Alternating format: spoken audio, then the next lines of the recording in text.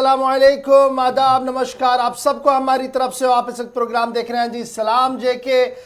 Gulistan news morning show, और मैं हूं आपका मेज़बान इशफाक और मेरे साथ नई दिल्ली स्टूडियो में मौजूद हैं। खुशामदीद, वेरी वार्म वेलकम। मैं हूं आसिफ रशीद। सामईन नाज़रीन, आज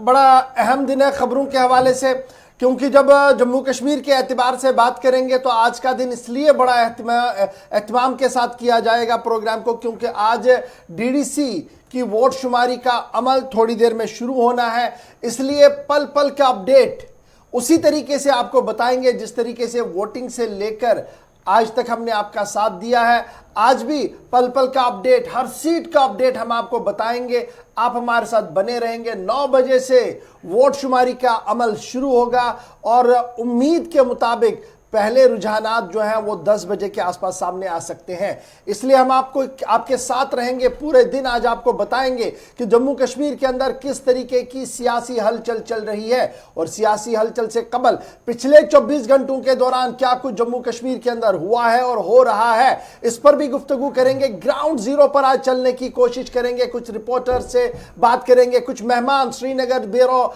और जम्मू ऑफिस से हमारे साथ ज्वाइन करेंगे। बात आज सबसे बड़ी होगी कि कौन बनेगा सिकंदर, और सिकंदर की बात जो है उसके लिए आपको हमारा साथ देना होगा। टीवी पर आप हमें देख रहे हैं, आप इस नशरियात को फटाफट से हमारे फेसबुक पर भी देखेंगे, इंस्टाग्राम, यूट्यूब पर भी आप हमारे साथ ज्वाइन करेंगे। और लाइव अपडेट्स के लिए हमारी ऑफिशियल वेबसाइट www.gulistannews.in पर जरूर आइएगा। सेपरेटली हमने एक कॉलम बनाया, एक पेज खोल दिया है जहां पर आपको हर कॉन्स्टिट्यूएंसी का हाल अहवाल दिखेगा, जहां पर आपको वीडियो लिंक्स दिखेंगे, तो आप खुद भी देख सकते हैं घर बैठे कि 2G पर भी कि 4G की पूरी सहूलियात के साथ, यानी फुल कवरेज के साथ इलेक्शन का अपडेट आप वहां पर देखेंगे। लेकिन खबरों के सफर को बढ़ाते हैं आगे, और अभी तक की सबसे बड़ी खबर, 2-3 खबरों से पहले शुरुआत कर देते हैं आपको कि क्या कुछ वायरस और दीगर सियासी हलचल है, और उसके फौरन बाद फटाफट से डीडीसी के इंतखाबात पर भी आएंगे। लेकिन अभी तक की सबसे बड़ी खबर, शुरुआत जरा करते हैं वजीर आजम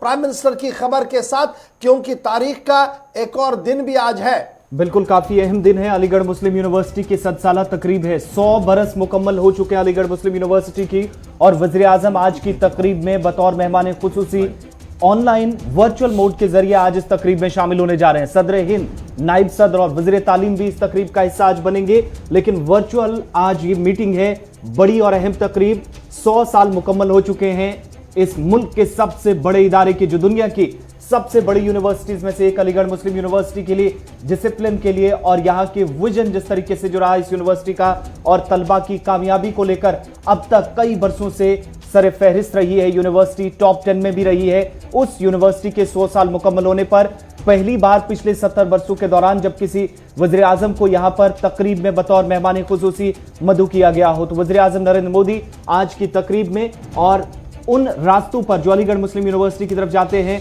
वहां पर किस तरीके से बैनर्स लगाए गए हैं, पोस्टर्स लगाए जा रहे हैं, खैर मकदम किया जा रहा है वज़ीर आज़म का, वज़ीर तालीम का, और इजहार तशक्कुर भी, क्योंकि तकरीब में जिस दिन उन्हें इनवाइट किया गया था उसी दिन उनके दफ्तर की तरफ से एक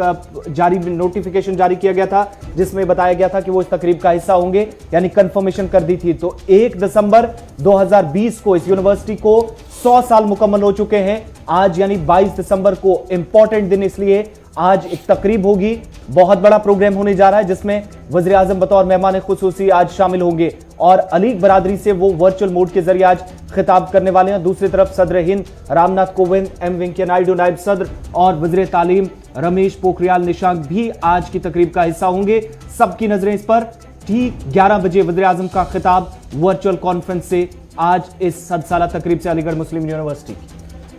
अलीगढ़ मुस्लिम यूनिवर्सिटी की खबर के बाद फटाफट से बढ़ते हैं आगे, कुछ अहम खबरों की और भी आपको लिए चलती हैं, और बात जरा किसानों की भी करते हैं, क्योंकि किसान लगातार सरापा एहतिजाज है, और इस एहतिजाज के बीच क्या कुछ अभी तक की सबसे बड़ी खबर है। इस तहरीक के आज 27 रोज मुकम्मल हो चुके हैं। 27वें दिन में आज का यह एहतिजाज दाखिल हो गया है। मजीद 11 किसान आज भूख हड़ताल पर जाएंगे, और दूसरी तरफ सरकार ने एक बार फिर किसान लीडरों को मीटिंग की पेशकश की है, बातचीत के लिए बुलाया है। लेकिन उससे पहले आज का दिन इसलिए भी इंपॉर्टेंट क्योंकि 11 किसान, एक तरफ कल 11 किसानों की तरफ से 24 घंटों के लिए भूख हड़ताल की गई, तो आज मजीद 11 किसान भूख हड़ताल पर रहेंगे। 8 बजे से इनकी भूख हड़ताल शुरू हो चुकी है, मगर आज ही किसान लीडरों की दिल्ली सरहद पर मीटिंग होने जा रही है और 40 तंजीमों के जो रहनुमा है वो हतमी फैसला लेंगे कि क्या सरकार के साथ अगले दौर की बातचीत होगी या नहीं। इसके लिए आज रास्ता साफ किया जाएगा, लेकिन इंतजार इस बात का कि एक तरफ 27वें दिन में ये तहरीक दाखिल हो चुकी है, तो दूसरी तरफ किसान लीडरान की बड़ी और इंपॉर्टेंट मीटिंग आज होने जा रही, जिसके बाद सरकार को आगाह कर दिया जाएगा क्या किसान आगे बातचीत चाहते हैं या नहीं, हतमी फैसला हो जाए। इधर किसान तहरीक के मुख्तलिफ लीडरों की तरफ से साफ कर दिया गया है कि सरकार ने जिस तरीके से खत किताबत का सिलसिला शुरू किया है, ये दरअसल वक्त को जिया करने का सिलसिला है और यही वजह है कि ये वक्त को जो है ज़ाया किया जा रहा है और लगातार कोशिश की जा रही है कि किसी न किसी तरीके से टाइम गेन किया जाए। आज भी मुख्तलिफ किसान लीडरों की तरफ से साफ कर दिया गया है कि वो सरकार के साथ मुज़ाकरात के लिए तैयार है, लेकिन मुज़ाकरात जामिया और ठोस बात पर हो, न कि सिर्फ मुज़ाकरात बराए मुज़ाकरात। डॉक्टर दर्शन पाल, सदर क्रांति कृषि किसान यूनियन की तरफ से साफ कर दिया गया है कि वज़ीर ज़राअत जब चाहे बात करें, लेकिन मामला वही है कि अमेंडमेंट नहीं, कानून को ख़त्म किया जाए। बलदेव सिंह, जनरल सेक्रेटरी कुल हिंद किसान सभा पंजाब की तरफ से भी साफ कर दिया गया है कि जिस शदीद सर्दी में किसान इस वक्त दिल्ली के बॉर्डर पर डेराजन है और लगातार एहतजाज कर रहे हैं और अपनी आवाज़ को बुलंद कर रहे हैं, हुकूमत ख्वाबगाहों से बाहर आकर देखे कि किसान क्या कुछ चाह रहा है। एसी कमरों में बैठकर किसानों के तकदीर का फैसला नहीं किया जा सकता है और जिस तरीके से करने की कोशिश की जा रही है, किसी भी कीमत पर उन्हें ये चीज़ कबूल नहीं है। किसान के तेवर तेज, इस बीच सरकार एक बार फिर यह उम्मीद लगाई हुई है कि किसान नेता सामने आएंगे, बातचीत होगी। अब होगा क्या, इसका थोड़ा ऐसा इंतजार आपको और करना होगा, उसके बाद ही पता लग सकता है कि आगे की हिकमत अमली क्या कुछ हो सकती है। फटाफट से बढ़ते हैं जी आगे। तीसरी बड़ी खबर आपको बता देते हैं, क्योंकि हमने आपको बतानी है डीडीसी की भी खबर। इससे पहले कि डीडीसी पर आए, बड़ी बड़ी 2 4 5 खबरें आपके सामने रखनी है। तीसरी बड़ी खबर जो दिल्ली से ही डेवलप हो रही है पॉलिटिकल सर्कल्स के अंदर, इस खबर को काफी ज्यादा अहमियत के साथ देखा जा रहा है कि कांग्रेस के अंदर आहिस्ता आहिस्ता पुरानी कमान को दोबारा मजबूत करने की कोशिशें तेज हो रही हैं और कांग्रेस के नाराज लीडरान को मनाने की कोशिशें जारी हैं। प्रियंका गांधी और गुलाम नबी आजाद के दरमियान मुलाकात भी हुई है और इस मुलाकात के जरिए सभी लीडरान से बातचीत का रास्ता साफ किया जा रहा है, जिन्हें प्रियंका गांधी वाड्रा की तरफ से तैयार किया गया है। प्रियंका गांधी की कोशिशें अब तक रंग लाई है। बड़ी और अहम मीटिंग जो कि पिछले दिनों भी हुई और पार्टी सदर सोनिया गांधी की क़यादत में तमाम सीनियर लीडरान को बुलाया गया था, मुलाकात हुई थी। ये वो लोग जो अगस्त में 23 लीडरान ने जिन्होंने तहरीरी खत लिखा था पार्टी सदर को, पार्टी के अंदर टॉप से बॉटम तक तब्दीलियों की बात जरूर कही थी, लेकिन अब उन सभी नाराज लीडरान को मनाने की कोशिशें तेज हो गई हैं और इसमें जो पार्टी के सीनियर रहनुमा हैं उनके साथ बातचीत का दौर भी शुरू हुआ। दीगर लीडरों से भी मुज़ाकरात का अमल किया जा सकता है, लेकिन फिलहाल अब तक जो प्रियंका गांधी वाड्रा की कोशिशें थी वो रंग लाती नजर आ रही हैं। बताया जा रहा है कि उन्होंने गुलाम नबी आजाद से मुलाकात की और दीगर लीडरान तक भी एक क्लियर कट मैसेज पहुंचाया कि बातचीत के साथ ही रास्ता साफ होगा और पार्टी को बुनियादी सतह पर भी मजबूती प्रदान करने में, मजबूत बनाने में मदद मिल सकती है। और इसके लिए इस वक्त जो कोशिशें की जा रही है उसमें बड़ा और इंपॉर्टेंट मोड़ यह है कि 2 सीनियर रहनुमाओं के साथ मुलाकात करने की बात आ रही है और दीगर लीडरान जिनकी तरफ से अगस्त के महीने में पार्टी के अबूरी सदर को तहरीरी खत रवाना किया गया था, उन्हें भी बातचीत के लिए तैयार इस वक्त किया जा रहा है।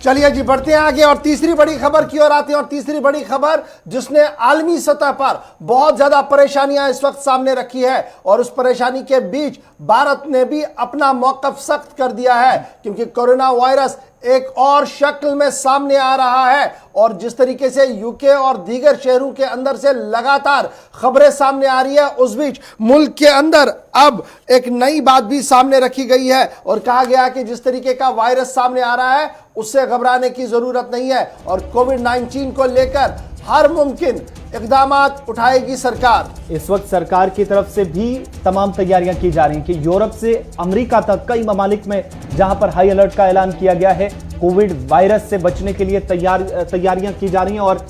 CSIRF चीफ का बयान भी सामने आया है और उनके बयान के मुताबिक जो दुनिया में कोविड की नई किस्म की पहचान हुई है, इसके लिए बाज़ाब्ता जो अब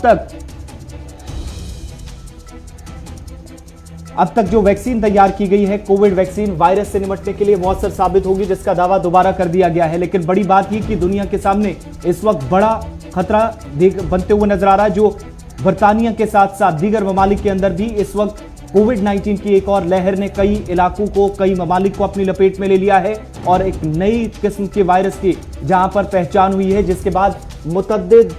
जो ममालिक है, यूरोपीय ममालिक, उन्होंने बर्तानिया के साथ अपने राब्ते मुनक़ता कर दिए। आइसोलेशन में बर्तानिया चला जा रहा है और लगातार एक के बाद एक मुल्क की तरफ से हवाई पाबंदियां जो है वो लगा दी गई है और भारत ने भी साफ कर दिया है कि फिलहाल 31 दिसंबर तक ये पाबंदियां जो है वो बरकरार रहेंगी। ताहम मुल्क के अंदर फिलहाल इस वायरस की कोई तस्दीक नहीं है और जो वैक्सीन तैयार हो रहा है, माहिरीन का मानना है कि ये वैक्सीन कहीं ना कहीं कारामद साबित होगा उस वायरस के लिए भी जो वायरस इस वक्त दोबारा से सर उठा रहा है पूरी दुनिया के अंदर।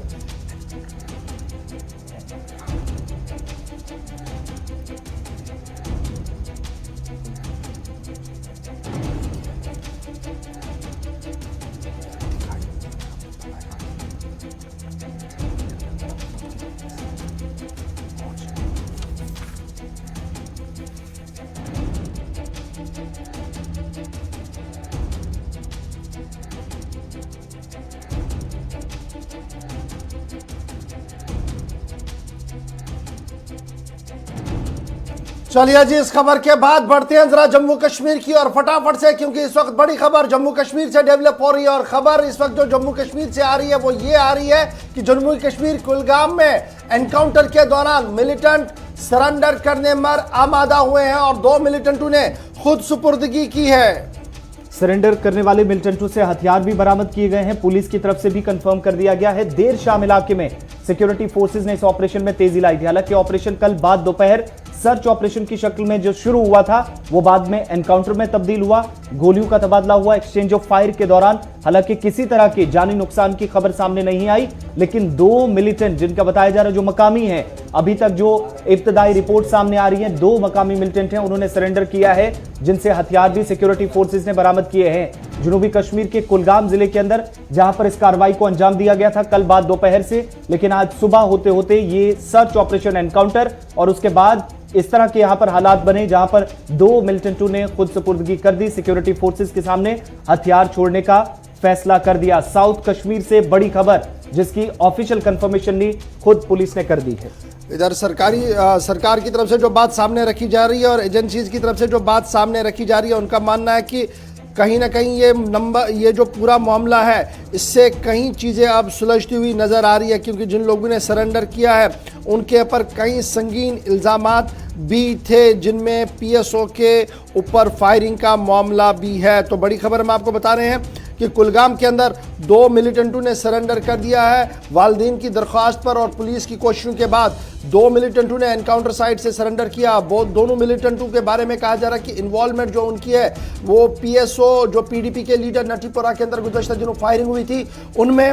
उनकी बराह रास्त जो है वो शमूलियत थी और कुल मिलाकर 12 मिलिटेंटों ने अभी तक हथियार डाले हैं जम्मू कश्मीर के अंदर एनकाउंटर साइट्स के दौरान। यानी इस साल में तकरीबन 12 मिलिटेंटों ने खुद सुपुर्दगी की है उस वक्त जब एनकाउंटर चल रहे थे। अब तक के जो आदाद शुमार सामने आए हैं उसमें जम्मू कश्मीर में मिलिटेंट मुखालिफ जो कार्रवाइयां रही हैं, रवां साल 91 एनकाउंटर्स हुए, जिसमें 70 से ज्यादा झड़पें जनूबी कश्मीर के अजला के अंदर हुई। इन झड़पों में 180 मिलिटेंट हलाक हुए, करीब 70 झड़पें सिर्फ जनूबी कश्मीर में अब तक हुई है और इन ऑपरेशंस के दौरान 180 मिलिटेंट जो हलाक हुए हैं, इनमें 12 जो अब तक आदाद शुमार बताते हैं कि जिन मिलिटेंट्स को जिंदा पकड़ा गया है, तो इनमें आज के भी 2 ऐड कर लीजिएगा तो ये 14 हो जाते हैं अगर इन आदाद शुमार को ऐड कर दिया जाए जो अब तक सरेंडर हुए। या 1 दर्जन से ज्यादा ये तादाद बढ़ जाती है जिन लोगों ने सिक्योरिटी फोर्सेज से ऑपरेशंस के दौरान हथियार छोड़ने का फैसला किया है। तो आज के 2 मिलाकर भी ये 14 तक तादाद पहुंच जाती है, जबकि इन 91 एनकाउंटर्स में शुमाली कश्मीर में या फिर श्रीनगर और गांदरबल के इलाकों में या जम्मू सूबे के अंदर बहुत कम, लेकिन सबसे ज्यादा अगर झड़पों की वजह से कोई सुर्खियों में इलाका रहा है तो वो शोपियां, पुलवामा, अनंतनाग और कुलगाम 4 अजला में सबसे ज्यादा ऑपरेशंस हुए हैं, जिनमें 91 में से 70 से ज्यादा जो अब तक ऑपरेशन इन इलाकों में हुए और अब तक 180 मिलिटेंट हलाक हुए हैं सिक्योरिटी फोर्सेस के हाथ। 91 झड़पें, 180 मिलिटेंटों की हलाकत, सरकारी फिगर्स इस तरीके का बता रही है। और 11 मिलिटेंटों को एनकाउंटर साइट के पास ही जो है वो गिरफ्तार किया गया है या उन्होंने खुद सुपुर्दगी की है। बड़ी खबर हम आपको इस वक्त बता रहे हैं, क्योंकि एक तरफ से जहां एनकाउंटर चल रहे थे वहीं पर खुद सुपुर्दगियां भी हो रही है। और जम्मू रीजन के अंदर कुल मिलाकर इस साल के अंदर 10 बार गन फाइट्स हुई है, एनकाउंटर्स हुई है, जिनमें कुल मिलाकर ये 10 के जो गन फाइट्स हुए इसमें भी मिलिटेंट मारे गए हैं। और साउथ कश्मीर जोन की जगह पर बात करें तो 70 से ज़्यादा मकामात आपको ऐसे मिलेंगे जहां पर लगातार एनकाउंटर्स हुए हैं। और उन एनकाउंटर्स के अंदर बड़ी कामयाबी भी पुलिस को मिली है, जिनमें रियाज नाइकू, डॉक्टर सैफुल्ला जैसे टॉप मोस्ट मिलिटेंट कमांडर भी मारे गए हैं। और इसके साथ साथ जब आप इसी साल को देखेंगे तो न सिर्फ लश्कर और जैश के खिलाफ बड़ा ऑपरेशन किया गया है, बल्कि हिजबुल मुजाहिदीन के टॉप मोस्ट मिलिटेंट कमांडर्स की भी गिरफ्तारियां इस साल के दौरान हुई है। तो यहां पर जनाब वक्त हो गया है छोटे से ब्रेक का। ब्रेक के उस पार आएंगे तो डीडीसी दंगल के हवाले से जो अब थोड़ी देर में स्ट्रांग रूम्स का दरवाजा खुलने जा रहा है, सीधे हम वहां की बात करेंगे। श्रीनगर जम्मू से गेस्ट भी ज्वाइन करेंगे, ग्राउंड जीरो से आपको पल पल का अपडेट बताएंगे, लेकिन छोटे से ब्रेक के फौरन बाद।